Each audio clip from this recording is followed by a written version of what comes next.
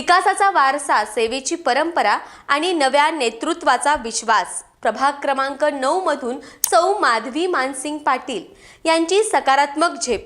नमस्कार, मी प्रेरणा मोहिते आणि तुम्ही पाहताय तारा न्यूज. फुलेवाडी परिसराचा विकास हा केवळ राजकीय अजेंडा नसून एक परंपरा, एक वारसा आणि एक समाजाप्रती असलेली बांधिलकी आहे. हा वारसा जपणाऱ्या पाटील कुटुंबाने अनेक दशके या भागाचा सर्वांगीण विकासासाठी सातत्याने कामं केली आहेत. माननीय श्री सर्जेराव श्रीपतराव पाटील उर्फ तात्या यांनी 1990 पासून नगरसेवक म्हणून कार्य करत असताना फुलेवाडी व साने गुरुजी वसाहतीत मूलभूत सुविधांची मजबूत पायाभरणी केली आहे.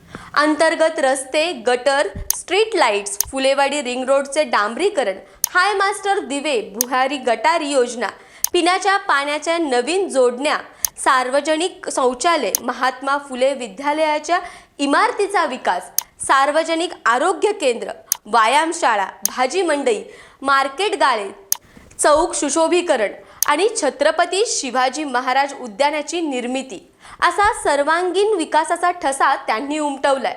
हा विकासाचा वारसा पुढे नेत माननीय श्री मानसिंग आनंदराव पाटील उर्फ भाऊ यांनी मानसिंग पाटील युवा मंचाच्या माध्यमातून सामाजिक उपक्रमांना चालना दिली आहे. तर सौ माधवी मानसिंग पाटील वहिनी यांनी आनंद महिला फाउंडेशनच्या माध्यमातून महिलांना व्यासपीठ, आत्मनिर्भरतेची दिशा आणि सामाजिक सहभागाची संधी उपलब्ध करून दिली आहे. रक्तदान शिबिरे, गरजूंना मोफत रक्तदान पुरवठा, दरवर्षी स्मशानभूमीस मोठ्या प्रमाणात शेणीदान, गुणवत्ता विद्यार्थ्यांचा सत्कार, महिलांसाठी पाककला कार्यशाळा, रांगोळी स्पर्धा, महिलांचे सामूहिक वाढदिवस हे उपक्रम केवळ कार्यक्रम नसून समाजाशी नातं घट्ट करणारी एक चळवळ ठरत आहे. आज जेव्हा कोल्हापूर महानगरपालिकेची पंचवार्षिक निवडणूक समोर आली आहे, तेव्हा प्रभाग क्रमांक 9 मधून भाजपमार्फत सर्वसाधारण महिला उमेदवार म्हणून सौ माधवी मानसिंग पाटील या रणांगणात उतरलेत. त्यांची उमेदवारी ही नौकी नाही, तर अनुभव, सेवा आणि विश्वासाच्या भक्कम पायावर उभी आहे. प्रभागाचा विकास हा आमच्यासाठी राजकारण नाही, तर तो आमचा वारसा आहे. हे वाक्य या संपूर्ण कुटुंबाच्या कार्यशैलीचे प्रतिबिंब आहे. केंद्रात भाजप, राज्यात महायुती आणि महानगरपालिकेत सक्षम नेतृत्व असलं तरच विकासाचा वेग वाढतो. अशा विश्वासातून महायुतीला साथ देण्याचा निर्धार प्रभागातील नागरिक व्यक्त करत आहेत.